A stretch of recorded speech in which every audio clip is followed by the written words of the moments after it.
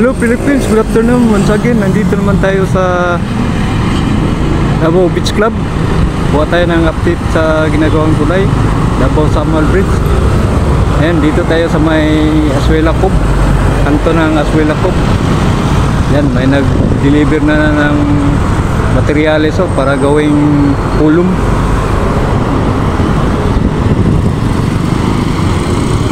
Ito na po, ito yung una nilang fabrication. Dito ginagawa yung malaking pulong para sa doon sa dagat, sa tulay. Yan. At tapos yan i-deliver yan doon sa sa Greenway. Doon yung dadalhin yung mga nagawa na pulong.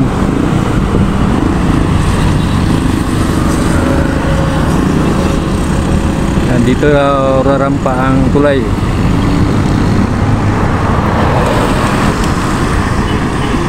Okay, punta tayo sa Anang Playa. Pasok tayo doon. Kuha tayo ng bagong update doon kung ano na yung accomplishment nila doon.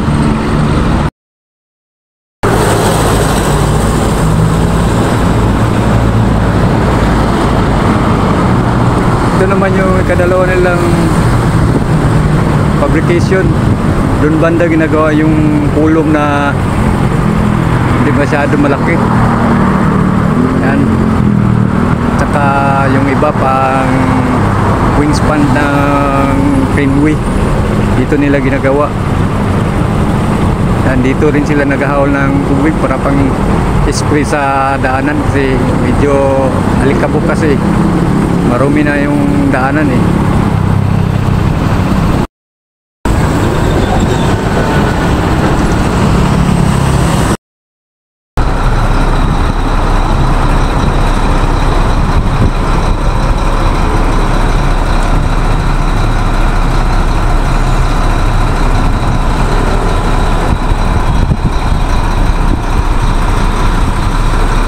Wala na, sira na ito. I-schedule na daw ito na i-demolish. Dito na naman ang trabaho nila, mga I think mga bay. Kaya ito sinira na nila, unti na nilang sinira ito.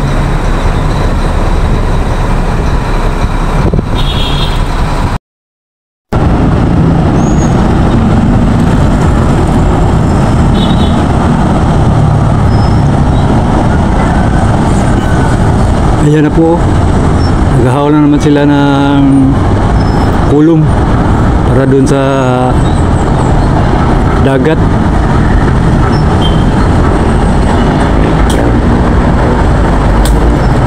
Ayan. Ito po, maraming mga materyales dito.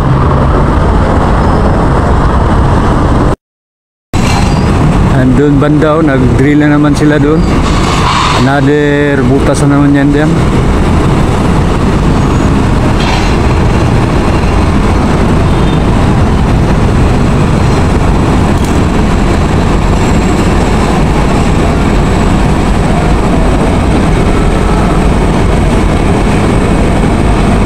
Kakarga yan ng truck punta dun sa may dagat, sa Greenway.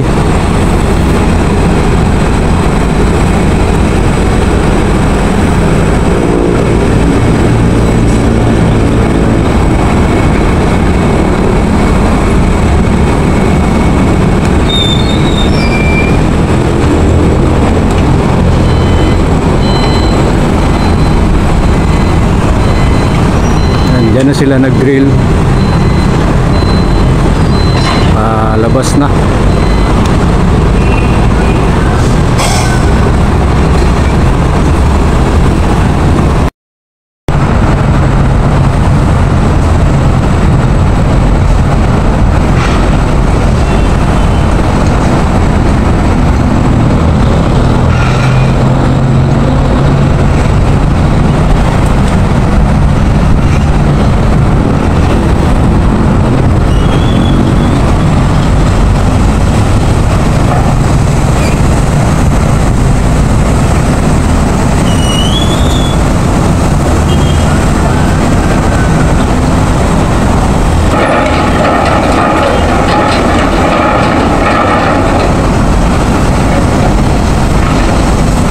Ayan yung inspector, picturean niya yung pag-drill ng drill.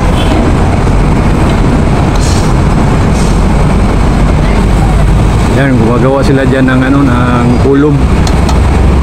Yan po. Tapos ita-transfer dito sa kabila yung natapos na.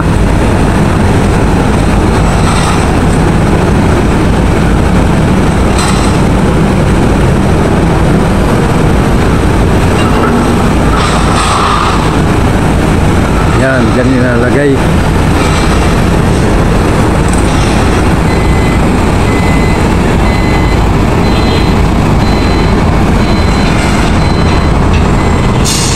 Okay, punta tayo sa kabilang area.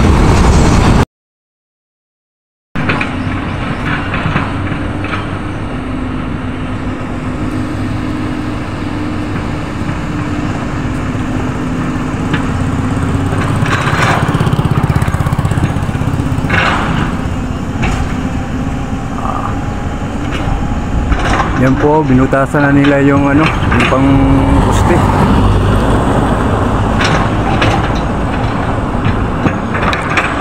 Tapos ng butas niyan, lagyan na ng ano,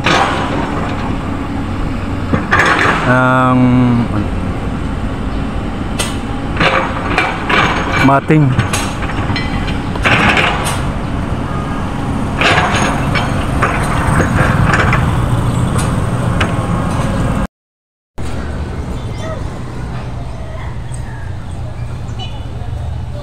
Yan na po, gawa na sila ng mating. Yan. Yan, may dalawang trabante sa loob.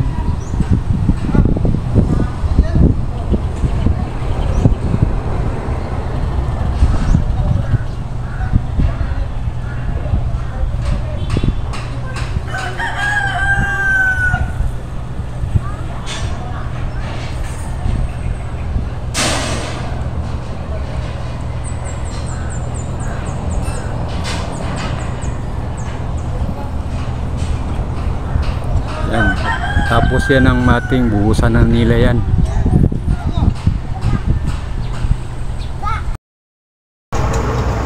Kapalay trabaho eh.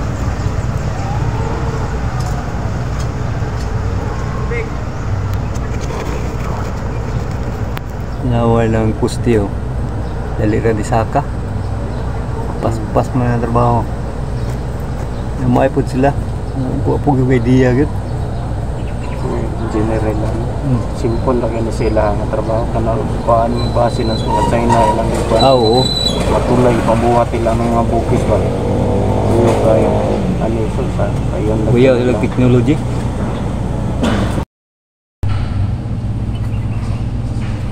Ako yung trabaho ng Chinese. Pillo. Mag 1 year pa ni sila karong April ang ilang trabaho pero nako sila.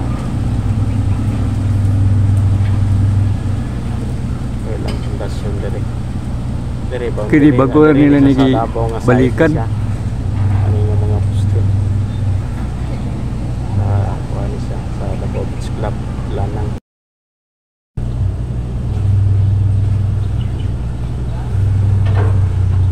Okay, puspusan na yung mga trabaho nila oh.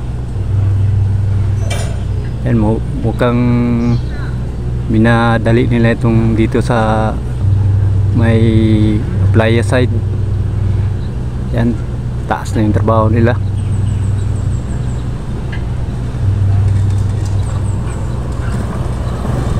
Doon sa kabila, yun pa rin. Pas-pas yung trabaho nila, mabilisan. Kasi ang trabaho dito day and night eh.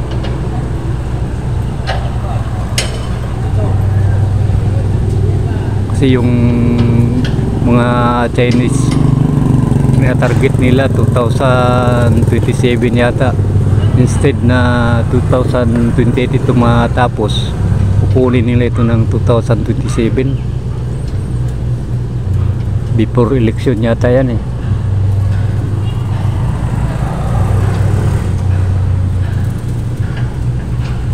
Yan, itong daanan dito, mataas na yung semento.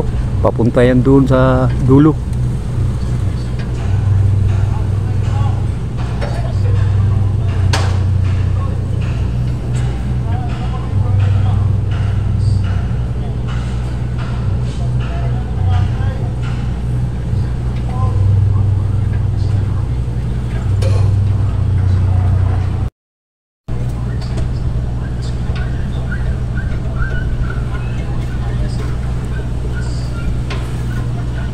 Yan o, yung poste, nilagyan na nila ng brace.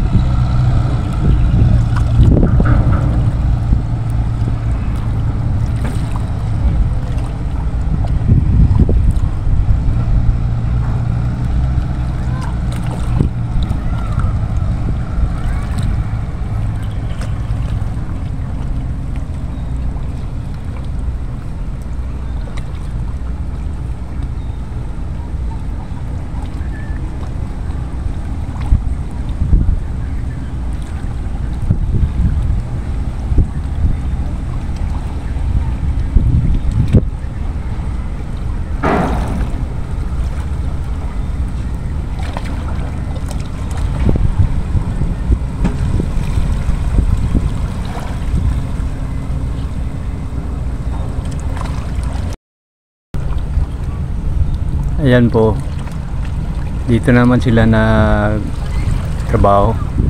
Yan ang concentration nila. Kasi doon sa dulo, doon kagabi, nagbuho sila doon, mga 40 trucks na concrete mixer. Nagsimula sila ng alas 8 ng gabi, natapos sila sa mga alas 3 ng madaling araw.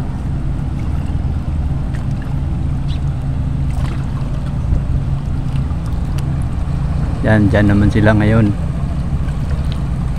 Tapos ito dito, yan naman ang isusunod nilang trabaho. Ito malapit na, medyo mataas-taas na rin yung accomplishment nila. Siguro sa mga 18 to 20% ang natapos nila.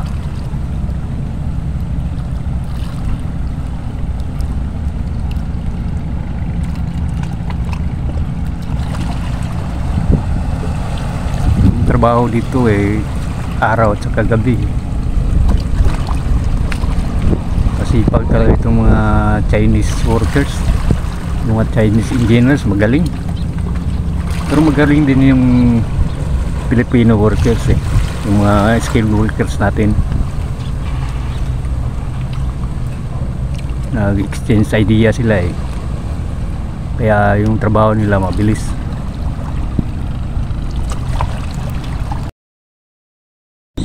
Okay, dito muna tayo. Sana nagustuhan ninyo ang video kong ito. At kung sino may hindi pa naka-subscribe, paki-subscribe na lang po. At paki-pindot na rin yung notification bell. And like and share. Okay, God bless you all.